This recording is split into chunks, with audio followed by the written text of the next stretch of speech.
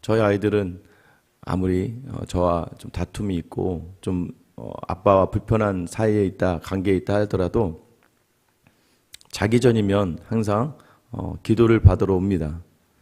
왜냐면 잘 때 무서운 꿈을 꿀까 봐 어릴 때부터 계속 무서운 꿈을 꾸지 않게 해주세요라고 기도하는데, 중학생이 되어도 저녁마다 꼭 자기 전에 와서 머리를 이제 디밉니다. 가끔 제가 기분이 좀 안 좋을 땐 저리 가 이렇게 얘기할 때가 있긴 한데, 또 기도해 달라고 오는데 또 아빠이기도 하지만 목사인데 뭐 기도해 달라는 아이를 또 어떻게 보낼 수가 없잖아요. 아무리 서로 이제 감정이 좀 상해 있어도 꼭 기도를 해 줍니다.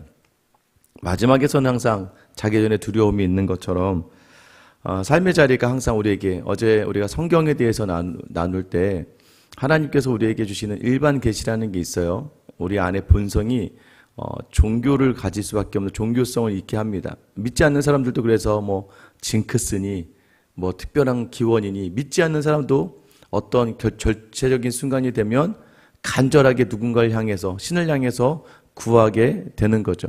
신인식, 신이 있다라는 것을 모든 인간들이 알고 있다는 거예요, 내재적으로. 그래서 그런지 몰라도 정치인들도 늘 마지막에 가서 뭐 무당을 찾아가기도 하고, 박사며 교수며 하는 사람들조차도 고사를 지내면서 그것이 마치 복을 준다는 그런 생각으로 행하는 사람들이 있어요. 여러분, 그런데 감사하게 우리는 우리 인간의 본성, 그러니까 존재의 본성, 신을 찾게 하는 마음이 다 있는데, 많은 사람들은 그 신을 찾지 못해서 헤매게 됩니다. 정말 참 신이신 하나님을 알지 못해서 자기가 믿고 있는 또 해와 달과 별을 보면서, 또 어렸을 때부터 태어나서 부모들을 따라서 갔던 절이나 또는 우상들을 바라보며 살아가지만, 하나님 우리에게 참 신 대신 하나님을 알게 하시는 은혜를 주셨다는 것, 여러분 이게 축복인 줄 아셔야 돼요. 우리 안에 하나님이 먼저 다가오셔서 자기 자신을 다른 신과 다르게, 다른 신들을 잘 보세요. 우상신들은요 거의 대부분 소문을 듣고 사람들이 찾아갑니다. 근데 우리 하나님께서는요 우리를 먼저 찾아오시는 거예요. 그리고 우리에게 자기 자신을 보여주십니다. 그래서 자기 자신을 믿게 하시는 그 자리의 모든 일들을 하나님이 다 행하시는 거예요. 그래서 우리로 쓸데없는 것에 낭비되지 않도록, 우리 인생의 목적이 하나님께 영광 돌리고 하나님 기뻐할 수 있는 일을 행할 수 있도록 우리를 불러주신 거예요. 그 하나님께서 우리를 부르셨습니다. 얼마나 이 놀랍고 축복된 일이에요. 그런데 하나님이 부름을 받은 하나님의 사람이 이 땅을 살아가는 자리가, 전능하신 하나님이 부르시고 하나님이 모든 통치권이 있으시고 하나님의 주권이 있으신데, 그런데 하나님께서는 이 땅을 살아가는 우리에게 우리가 원하는 것들로 채워주시지 않아요. 그게 이제 우리 믿음의 자리에서 우리가 때로는 너무 어렵고 힘든 자리가 되는 거예요. 그러나 하나님은 하나님의 방법대로 우리를 이끌어 가십니다. 여러분, 그게 참 신이죠. 왜냐하면 우리의 원함대로 된다는 것은 결국 하나님이 아니라 우리 스스로가 하나님보다 더 스스로가 신이 되는 자리일 수밖에 없는 것이죠. 결국 우리가 참으로 믿는 존재라면 우리가 그분을 따라가는 게 정상적인 질서 아니겠어요? 그래서 하나님은요, 하나님의 원대한 계획과 하나님의 비전과 하나님의 나라의 모든 것들에 우리를 도구 삼기를 원하세요. 그래서 하나님이 우리를 다듬으시고 만져가시는 작업이 바로 성화의 작업, 신앙이라는 작업인 것 같아요. 근데 그 자리는 쉽지 않아요. 왜요? 하나님이 없는 것처럼 보이고, 또 때로는 하나님보다도 이 세상 또는 이 세상의 사람들이 더 힘이 있는 것처럼 보이고, 그들 손에서 우리가 좌우되어지는 것처럼 느껴질 때가 있기 때문입니다. 세상을 살다 보면 우리의 생각이 어긋나 무너질 때, 여러분 오늘 본문의 말씀도 마찬가지예요. 7절에 시작할 때 아하수엘 왕 제12년 첫째 달 곧 니산월에 무리가 하만 앞에서 날과 달에 대하여 부르 곧 제비를 뽑아 12째 달 곧 아다로를 얻은지라. 하만이 자기에게 절하지 않는 모르드게에게 대해 분노했습니다. 모르드게는 자신이 유대인이다 라고 얘기했어요. 왜냐하면 하만이 아각 사람이기 때문에, 그가 아말렉 사람이기 때문에 그에게 절하는 것은, 왕이 아무리 명령을 했어도 하나님이 싫어하시는 자리 나가 하지 않겠다라고 작정하는 거죠. 그러자 하만이 그가 유대인인 걸 알고 모르드게뿐만 아니라 유대인들을 다 죽일 계획을 하기 위해서 오늘 모였습니다. 모였는데 보세요. 무리가 하만 앞에서 날과 달에 대하여 제비를 뽑았다. 여러분, 악한 사람 옆에는 항상 악한 사람이 모여 있습니다. 악을 도모하고 행할 때는요, 혼자 하지는 않아요. 꼭 그 무리들이 있어요. 그러면 그 무리들이 같이 뭔가를 막 하니까 거기에 현혹되고 거기에 우리가 주눅이 들고 때로는 거기에 우리가 동참하고 싶어질 때가 있어요. 이들이 제비를 뽑았습니다. 니산월 1월 달에 뽑았는데 그 제비가 언제 나왔냐면 12월에 나왔어요. 충분하게 준비할 수 있는 시간. 약 11개월 동안 잘 준비해서 유대인들을 다 제거해야겠다라고 그들은 생각했지만 반대로 여러분, 하나님이 그 시간 동안에 준비하시는 시간을 또 모르드게와 에스더에게 주시는 것이죠. 그런데 오늘 자세히 보면 하만이 모르드게를 왜 이렇게 죽이려고 할까? 그게 옳은 일인가? 8절에 보면 하만이 아하수에로 왕에게 아뢰되 한 민족이 왕의 나라 각 지방 백성 중에 흩어져 거하는데 그 법률이 만민의 것과 달라서 왕의 법률을 지키지 아니하오니 용납하는 것이 왕에게 무익하니이다 라고 얘기해요. 일단은 모르드게와 유대인을 멸망시키려고 한 하만은요, 먼저 뭐라고 이야기하냐면 유대인을 우리나라 백성 중에 흩어져 거하는 민족이 있다. 흩어져 거한다는 건 뭐예요? 그냥 여기저기 흩어져서 사는 정말 힘없는 민족, 아무런 쓸모가 없는 민족이 하나 있다고 이야기합니다. 근데 그들의 법률이 만민의 것과는 다르대요. 여기까지 이건 또 틀린 말은 아니죠. 유대인들은 참 하나님만을 섬기니까. 그런데 왕의 법률을 지키지 아니하였다라고 이야기해요. 여러분, 이게 지금 약간의 문제가 돼요. 왕이 명령을 했다라는 표현이 왕이 그 명령이 강제적이고 강권적이었다면 왕이 명령을 해서 하만에게 절을 해라 라는 것이 조서로 쓰여져서 법률이 되었다면 만약에 모르드게가 이 하만에게 절하지 않는 그 자리에서 바로 죽일 수가 있었어요. 그렇다면 이 왕의 말은, 여러분, 왕의 명령이라는 표현은 우리가 하다 보면 야, 너는 하만을 높여라. 너네 하만 앞에서 하만에게 공경을 다해라. 그를 칭송해라 라고 말했던 것들이 사람들은 절하는 것들로 나타났지만 그게 왕의 조서로 쓰여지는 법률은 아니었다는 것이죠. 오늘 이 하만이 뭐라고 얘기하냐면 모르드게 유대인들은 왕이 정한 조서의 법률들을 지키지 않습니다라고 왕을 이제 왜곡해서 이야기하기 시작하는 거예요. 자, 그런데 왕에게 문제가 하나 생깁니다. 무엇이냐면 그 나라에 있는 민족 하나를 제거해 나갈 때 나중에 왕이 그 민족이 유대인이라는 걸 알았을 때, 여러분, 우리도 지금도 그렇지만 그때 당시에도 유대인들이 머리가 좋습니다. 흩어져 사는 유대인들은 거의 다 잘 살아요. 열심히 살고 똑똑하기 때문에. 그러면 하만이 걱정했던 바가 뭐냐면 나중에 유대인들 다 죽였어요. 근데 유대인들이 부한 사람들이 많기 때문에 그들이 냈던 세금을 못 받을까 봐, 혹시 나중에 알고 나서 왕이 후회하거나 또는 무슨 일이 일어날까 봐 하만이 먼저 선수를 합니다. 9절이죠. 왕이 옳게 여기시거든 조서를 내려 그들을 진멸하소서. 내가 은 1만 달란트를 왕의 일을 맡은 자의 손에 맡겨 왕의 금고에 드리리이다 하니, 이 은 1만 달란트는요, 은 300kg 정도가 됩니다. 당시 이 페르시아의 1년 동안의 세금 정도라고 보시면 돼요. 엄청나게 많은 양. 그러니까 무슨 말이냐면 내가 유대인들 다 죽여도 그들이 낼 세금을 내가 대신 다 낼 수 있다는 것이죠. 그들보다 더 많은 돈을 내가 지급하고 그들을 죽이겠다. 그러니까 여러분, 하만이 유대인을 죽이려고 하는 그 계획이요, 얼마나 정말 철저하고요, 얼마나 준비가 되어져 가고 얼마나 그가 흉포하게 준비하는지 알 수 있는 것이죠. 내 돈을 내어서라도 유대인들을 죽이겠다. 여러분, 이 표현을 가지고 오늘 성경이 어떻게 이야기합니까? 10절 말씀, 왕이 반지를 손에서 빼어 유다인의 대적 곧 아각 사람 함무다다의 아들 하만에게 주었다. 이 표현을 보세요. 하나님의 백성을 죽이려고 하는 이 하만을 성경은 어떻게 정의합니까? 유다인의 대적이다. 결국 이스라엘 백성, 하나님의 백성의 대적이다라고 정의를 딱 해버립니다. 그런데 왕은 그 내용을 모르니까 그에게 반지를 주고 이르되 그 은을 내게 주고 그 백성도 그리하노니 너의 소견에 좋을 대로 행하라. 이 얘기는 뭐예요? 야, 하만이 자기 금고에 1만 달란트 은을 가져다 줄 만큼 그 잘못된 백성을 치려고 하는구나. 참 너 대견하다야. 나의 나라를 위해서 네가 그렇게 수고까지, 네 물질을 다하면서까지 그렇게 수고하면 그래, 네가 그 백성을 몰살시키고 그 백성의 것은 다 네 걸로 하라는 거예요. 너 좋을 대로 하라라고 이야기하는 것이죠. 여러분, 결국은 하만이 행하는 모든 일이 정말 왕을 위해서 했냐, 그러지 않다는 거예요.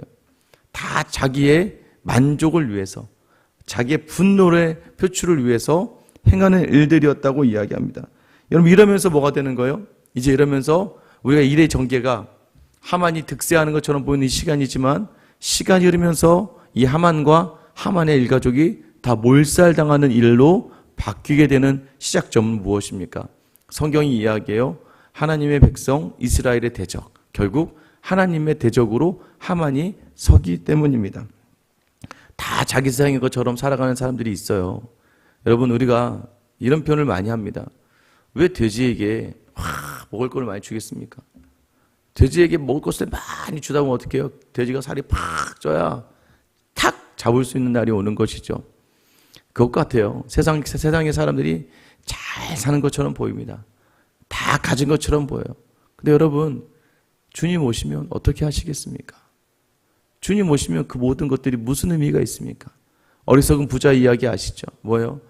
모든 것을 내 창고에 곳간해드리고 스스로 혼자 다 나는 이 정도 정말 열심히 사는 사람이야, 내 이 정도 성공했어라고 이야기하는 그 사람, 하나님이 오늘 밤 데려가시면 그가 자랑하던 모든 것들 한 번에 다 끝날 텐데, 여러분 놓치지 말아야 될 자리가 무엇이냐면, 우리는 하나님께 속한 사람들이에요. 하나님의 나라에 그 하나님과 함께 살기 위하여 이 땅을 살아가는 사람들이라는 걸 놓치지 말아야 됩니다. 그 자리를 놓치면 자꾸 우리도 세상의 것으로 채워지고 세상의 것으로 만족하려고 하고, 그 세상의 것이 없을 때 분노하고 세상의 것으로 만족되지 않는 삶 속에서 넘어지고 쓰러지고 실족하게 되는 것이죠. 여러분, 그것이 무엇이다는 거예요?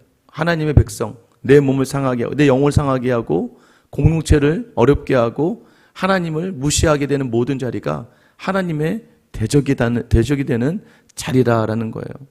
지난주 우리가 토요일 새벽기도 때 강사님도 오셨고 제가 주일도 말씀드렸지만, 여러분 참 지혜로운 사람 무엇입니까? 우리의 대적이 되는 모든 것들을 하나님께 내어드리는 사람. 하나님이 대적되어 주시면 되잖아요. 내 문제의 모든 것을 내가 대적해봐야 내 힘과 내 능력 선에서 감당할 수밖에 없기 때문에 여러분 여전히 부족하지 않겠습니까? 이것을 하나님께 내어드리는 거예요. 내어드리는 자리. 그럼 하나님께서는 우리의 대적 앞에서 시편 23편 5절에 뭐였어요? 원수의 목전에서 내게 상을 차려주시고, 전쟁을 시작하지도 않았는데 상을 차려주신다는 거예요. 이겼다는 거예요. 내 잔이 넘치나이다. 잔을 넘치게 하나님이 주셨다는 거예요. 오늘도 여러분 산적해 있는 여러분의 문제들이 있고 기도의 제목들이 있어요. 마치 세상에 눌려서 세상의 위세와 득세 속에서 넘어지고, 또 주변에 누군가를 통해서 자꾸 내 안에 시기와 질투와 셈이 일어나는 자리가 있다면, 여러분 그 대적, 그 마음을 들이세요. 하나님께. 하나님, 자꾸 하나님께 가려고 하는 나의 마음을 방해하는 자리들이 있어요. 사람이 아니라 그 사람들의 죄, 그 사람들이 가지고 있는 세상의 것들을 내가 하나님께 온전히 탄원하며 드릴 때 하나님은 그 죄에 대해서 반드시 갚아주시는 분인 줄 믿으시길 축원합니다. 그래서 그렇게 하나님께 기도하며 나아가면요, 하나님의 대적이 되게 하면 여러분 이제 우리가 할 일이 없어요. 우리는 기도하고 끝이에요. 나머지는 하나님의 손에 맡겨져 있는 거예요. 제가 그래서 말씀드렸잖아요. 자녀들에 대해서도 하나님께 맡기는 거예요. 한번 맡겨보라고요. 맡겨보지도 않고 맨날 안 된대. 재정적인 문제도 건강의 문제도 하나님께 맡기며 살아가는 거예요. 어제도 우리 신방기타 새로 오신 가족 이제 성도님이 계신데, 이제 혈액 림프종이에요. 여기저기에서 막 몸이 막 뭐가 계속 나는 거죠. 잘못되면 이제 암으로 진화되니까 온몸에 방사선을 한 100번을 넘게 하신 거예요. 제가 어제 신방하니까 목사님 제가 있는 것은 모델로 보여드릴게요. 들어가는데 정말 온몸이, 머리도 다 여자분인데도 집사님인데도 온몸이 다 방사선 치료받아서 또 방사선 치료 받아야 되고 귀에 고막이 또 안쪽에 나면 이건 또 안쪽에 할 수 없는 것은 그냥 기도하며 놔둬야 돼. 이게 자연스럽게 회복이 되든지. 근데 잘못되면 이게 암으로 변이 되니까 끊임없이. 근데 이 생활을 49살 때 거의 10년 넘게를 10년 가까이를 그 일을 계속 그런데도 불구하고요. 항상 그 자리에서 말씀으로 살아내시고 감당해내신 모습 보면서 그리고 더 말씀 따라가려고 기도하는 모습 보면서 여러분 얼마나 제 스스로가 도전을 받는지 몰라요. 하루에 그 고통이 있고 정말 너무나도 외롭고 고독하고 일주일에 한 번씩은 병원에 가서 또 때로는 방사선 치료받고 또 뭐가 나면 째고 그러니까 여기 온몸 저기가 다 방사선 치료하던 잘라내던 계속 몸을 그렇게 해야 하는 자리가 쉽지 않잖아요. 제가 그래서 그랬습니다. 집사님은 교회에 복음이 되었으면 좋겠습니다. 뭐예요? 하나님 낫게 해주셨으면 좋겠어요. 그렇게 기도해요.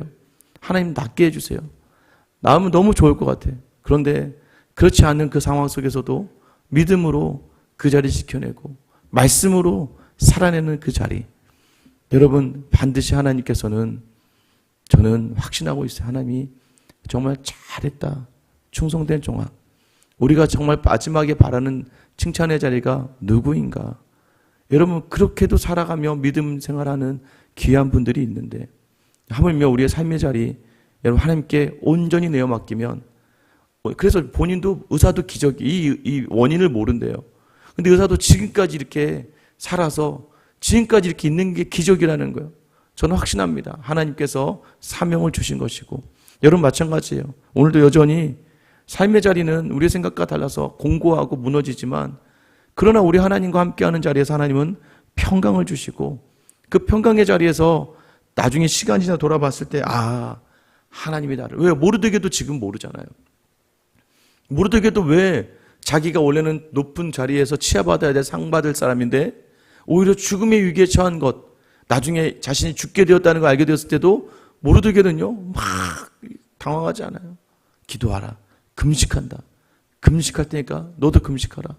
여러분 이런 모습들이 우리에게 있을 수 있는 이유가 뭐예요? 하나님은 반드시 우리에게 선하게 일하실 분이시기 때문입니다. 오늘 그 하나님을 놓치지 않고요. 내 생각과 다른 삶 속에서도요. 하나님 일하심을 기대하며 오늘 하루를 이 말씀으로 넉넉하게 살아내요. 하나님이 나의 대적의 모든 자리를 치시고 마지막 복수가 뭔지 아세요? 그 대적들과 화합하며 나를 시기하고 나를 어렵게 하고 나를 힘들게 했던 그들과 하나님을 함께 찬양하는 자리, 그 자리가 진정한 우리의 승리의 자리가 되게 하신다는 것 여러분 기억하시며 믿음으로서는 귀한 하루가 되시길 예수님의 이름으로 축원합니다. 기도하겠습니다. 사랑해 주님, 악이 득세하는 것 같아 하나님 침묵하시는 것 같은 상황의 연속 속에서도 나는 아무것도 하지 못하는데 믿음이 없는 저들은 그렇게 하는 것마다 잘 되고 어떻게 저렇게 살아가는가 내 마음속에 회의와 여러 가지 질문이 들을 때쯤 오늘 주시는 말씀 하나님 그러나 반드시 하나님의 사람에게 승리를 약속하시고 하나님이 이 모든 세상의 무리들을 하나님의 대적 삼게 하셔서 반드시 무너뜨리실 하나님을 기대하며 오늘도 겸손한 마음과 믿음으로 우리의 삶의 자리를 감당하는 사랑하는 귀한 성도들 되게 하여 주시옵소서. 쉽지 않습니다. 하나님 홀로 감당하는 것 같고 외롭고 지치고 입으로는 괜찮다고 이야기하도 여전히 삶 속에서 끊임없이 분노하고 억울해하고 이해할 수 없는 자리에서 넘어질 수밖에 없는 우리이지만 그러나 주님 오늘도 말씀이 우리에게 오시니 이 말씀과 함께 오늘 하루를 믿음으로 건져 올려 하나님이 원하시는 자리에 서서 하나님만 주시는 특별한 평강으로 우리의 삶을 채워나가는 귀하고 복된 하루 살게 하여 주시옵소서. 여전한 어려움과 두려움이 있지만 그래도 말씀으로 다가오셔서 우리를 언제나 이길 수 있다 말씀하시고 그 삶을 죽음으로써 부활로써 보여주신 우리 주 예수 그리스도의 이름 받들어 기도드립니다. 아멘. 여러분 기도하시